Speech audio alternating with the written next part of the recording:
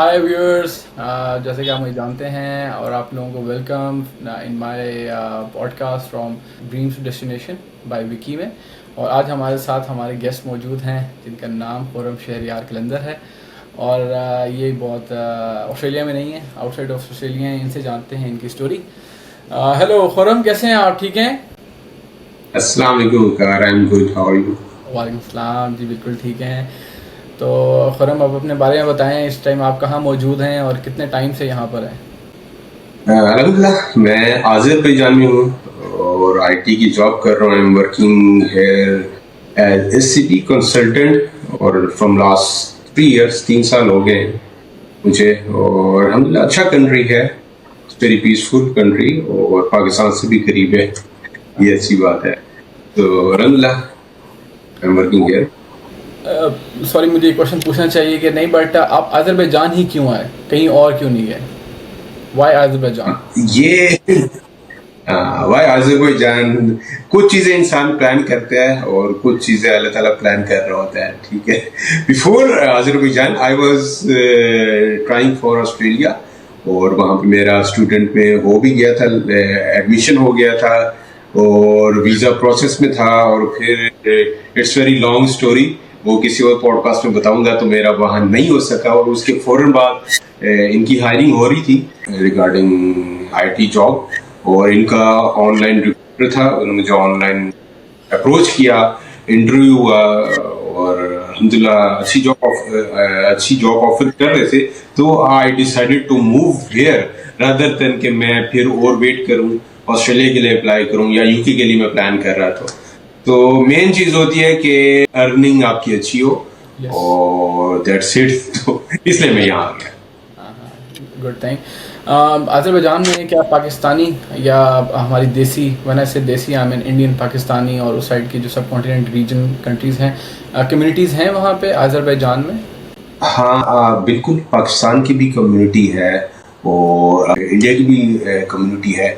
और इंडिया के अगर आप देखेंगे ना, इंडिया के ज़्यादा जो साउथ रीजन है उसके ज़्यादा यहाँ पर हैं लोग। और पाकिस्तान से भी हर एरिया से आए हुए हैं यहाँ पे लोग और काफ़ी लोग यहाँ पे पाकिस्तान से सेटल हैं। मेजॉरिटी पाकिस्तान में वो हैं जो यहाँ पे आए, फिर लोगों ने यहाँ पे मैरिज कर ली, उनको फिर यहाँ पे रेजिडेंस मिल गई और वो यहाँ पे बिजनेस वगैरह कर रहे हैं। मेजॉरिटी वो है। कुछ फिर ये ऐसे हैं कि जो स्टूडेंट हैं वो यहाँ पे पढ़ रहे हैं, कुछ लैंग्वेज कोर्स में हैं और कुछ यहाँ पे बैचलर में एडमिशन लिया हुआ है। बहुत कम है यहाँ पे आपको प्रोफेशनल जॉब्स वाले, लेकिन है सही।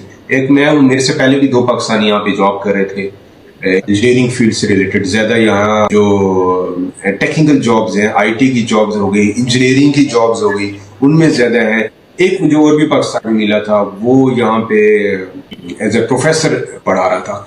तो कम्युनिटी अल्हम्दुलिल्लाह it's big community but not has big to Sweden और ऑस्ट्रेलिया। हाँ हाँ। खुर्रम, मैं आपसे पूछना चाहूँगा, अजरबैजान में कौन कौन से वीज़ा ऑप्शंस हैं अगर कोई अप्लाई करना चाहे स्टूडेंट्स के लिए? एग्जैक्टली। अच्छा, अजरबैजान का ना वीजा सबके लिए ही 30 डेज का वीजा है यूजली।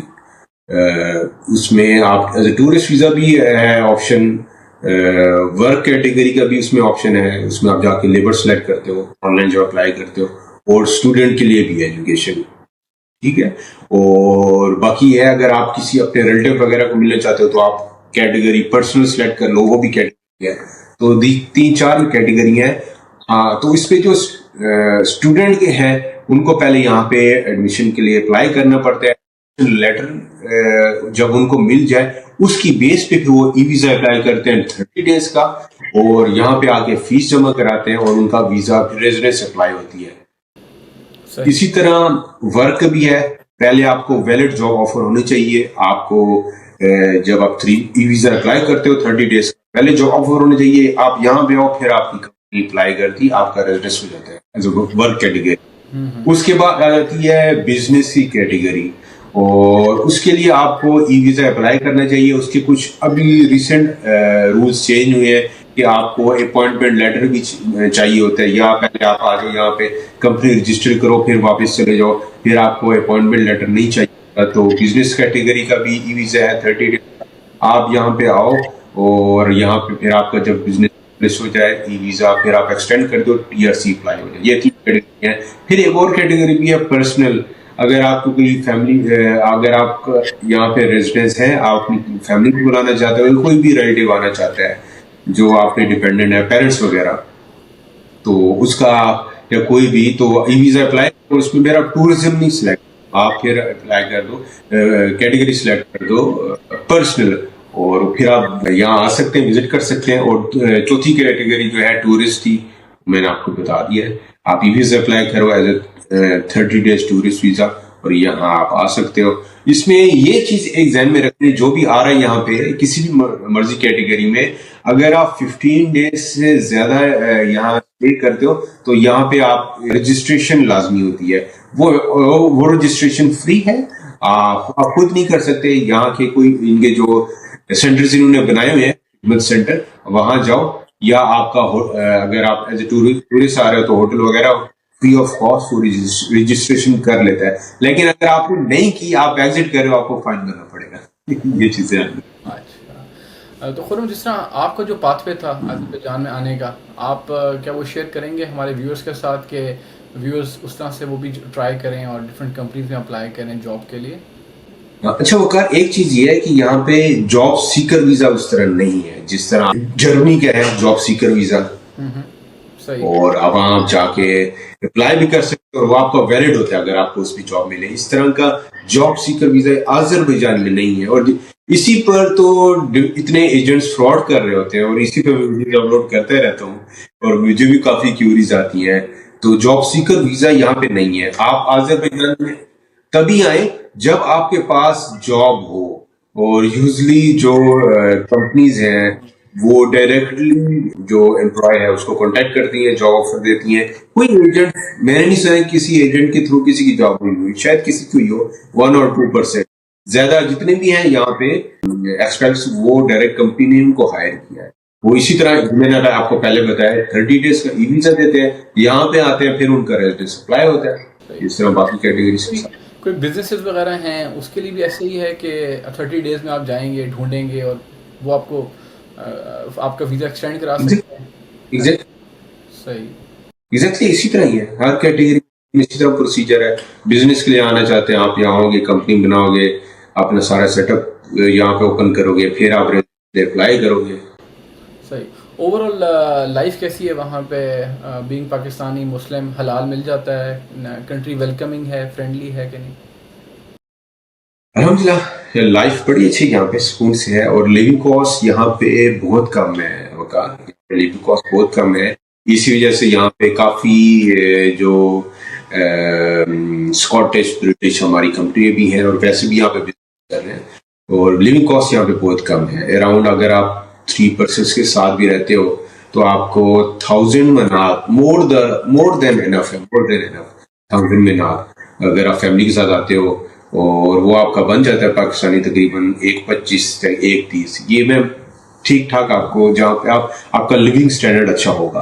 अगर आप पैसे बचाने जाते हो इससे कम भी आप कर सकते हैं।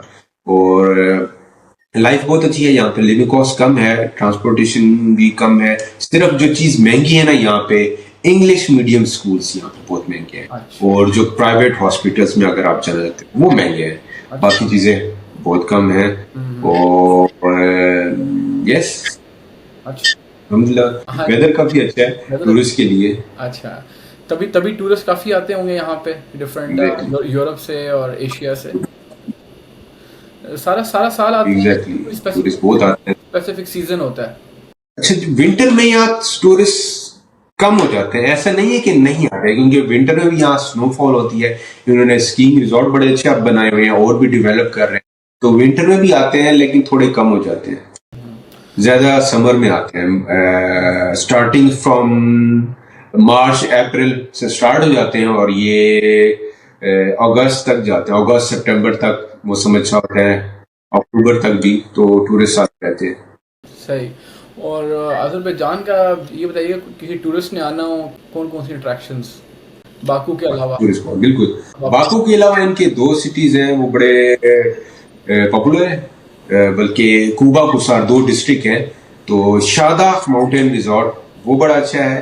वहाँ पे आपको आपने मेरे ब्लॉग भी देखे होंगे। जी, मैं व्यूअर्स स्कीइंग भी है व्यूअर्स विंटर में। चाहूँगा कि इनका बहुत अच्छा चलता हुआ यूट्यूब चैनल है, सब्सक्राइब एग्जैक्टली। फॉलो करें। आप मेरा चैनल देखिए, जूम इस चैनल, उस पर मैंने व्लॉग्स भी अपलोड किए हुए हैं। वहाँ पे शादाब माउंटेन, वहाँ वो आप देख सकते हैं। फिर आप गबाला, गबाला बड़ी अच्छी जगह है।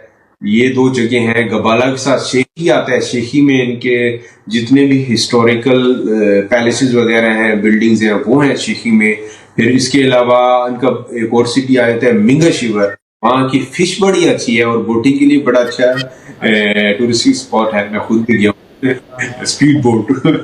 तो ये 4-5 इनके हैं। फिर अगर आप साउथ वाली साइड पर आओ, नियर ईरान बॉर्डर, तो उधर भी इनके 2 सिटीज हैं, लंकरन और लैरिक। ये बड़ी अच्छी स्पॉट्स है। तो सही। यहाँ पे वाटरफॉल बहुत अच्छी है। अच्छा। तो अगर आपने नेचर ब्यूटी एंजॉय करनी हो, नेचर की ब्यूटी, तो इन स्पॉट्स को देखें। कुबा कुसार वहां भी जा सकते हैं आप, लेकिन यहाँ पे आपको सिर्फ नेचुरल ब्यूटी मिलेगी, माउंटेन्स मिलेंगे, वाटरफॉल्स मिलेंगी। तो इस तरह की चीजें। हाँ हाँ, thank you so much for your time Khurram. I think जो है ना ये सब चीज़ कवर करेगा अज़रबैजान के बारे में। और बाकी अगर हमारे व्यूअर्स को कुछ और जानना हुआ तो हम आपको ज़रूर कांटेक्ट करेंगे नेक्स्ट एपिसोड के लिए। Thank you so much for your time. Thank you thank you. अस्सलाम वालेकुम। मैं हूं आपका दोस्त, आपका होस्ट खुरम शेरियार, और आप मेरा चैनल देखें इंग्लिश हिंदी। आज मैं वकार के साथ, जो ऑस्ट्रेलिया में होते हैं, उसके साथ एक पॉडकास्ट करना है। जो पॉडकास्ट नहीं है, स्मॉल रिव्यू ही है, और ये शेयर करेगा। इससे नए चैनल बनाए, इसका चैनल सब्सक्राइब कीजिए। और यहाँ पे ये डिफरेंट स्टोरीज अपलोड करेगा रिगार्डिंग टू इमिग्रेशन, जो आप सबको बहुत हेल्पफुल होंगी। क्यों? Thank you.